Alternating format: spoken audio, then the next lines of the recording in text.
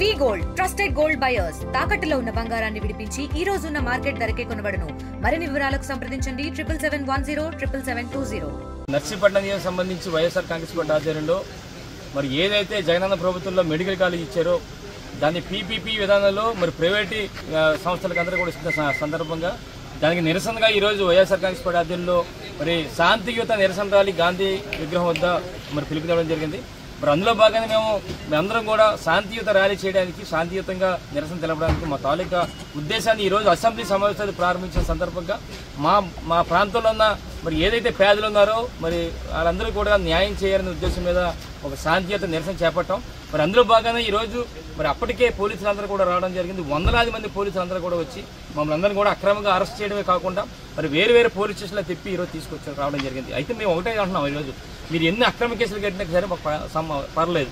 కాబట్టి మీ కోరేది ఏంటంటే ఈరోజు మా ప్రాంతంలో ఉన్న మెడికల్ కాలేజ్ ఏదైతే ఉందో ప్రైవేటు పరంగా చేయడం వల్ల మా ప్రాంతంలో ఉన్న చాలామంది వేలాది మంది కేవలం నర్సీపట్నం నియోజకవర్గానికి సంబంధించిందే కాదు, ఇది చూస్తే మరి పాడేరుకి సంబంధించి 3 మండలాలు, ఇక్కడ పాయిగ్రాబడ్ నియోజకవర్గానికి సంబంధించి, అలాగే చోడవరం నియోజకవర్గానికి సంబంధించి ఎంతోమంది వేలాది మంది అందరూ కూడా ఉచితంగా వైద్యం అందించే కార్యక్రమం చేస్తున్న సందర్భంలో ఈరోజు ప్రైవేటు వ్యక్తులకు అప్పచెప్పి మరి ఈ ప్రైవేటు ఏదైతే కార్పొరేట్ హాస్పిటల్ వైజాగ్లో ఉందో ఆ విధంగా మరి వసూలు చేసి ఈరోజు వ్యాపారం చేసే కార్యక్రమం చేస్తున్నారు కనుక దీనికి నిరసనగా మేమందరం కూడా మరి ఎట్టి బస్సులు కూడా ప్రభుత్వ పరంగా ఏదైతే జగనన్న ప్రభుత్వంలో ప్రభుత్వ మెడికల్ కాలేజ్ శాంక్షన్ చేశారో దాన్ని కొనసాగించాలని చెప్పి మా నిరసన. ఇది మేము ఇప్పటికీ కూడా డిమాండ్ చేస్తున్నాం ఈ ప్రభుత్వాన్ని, ఇప్పటికైనా సరే ఏదైతే మీరు నిర్ణయం తీసుకున్న నిర్ణయాన్ని వెనక్కి తీసుకోండి.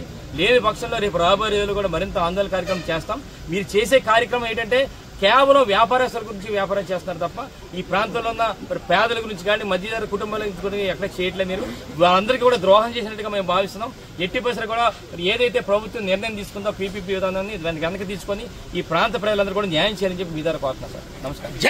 తెలుగులో ఫాస్టెస్ట్ న్యూస్ ఇప్పుడు కొత్త అవతారంలో 5 సెకండ్లోనే పూర్తి వార్తా సమాచారం మీ చేతిలో. సోషల్ మీడియా ట్రెండ్స్ మీ కళ్ళ ముందుకే live TV and voice search options తో ఇప్పుడే డౌన్లోడ్ చేయండి. యాప్ లింక్ డిస్క్రిప్షన్ లో ఉంది.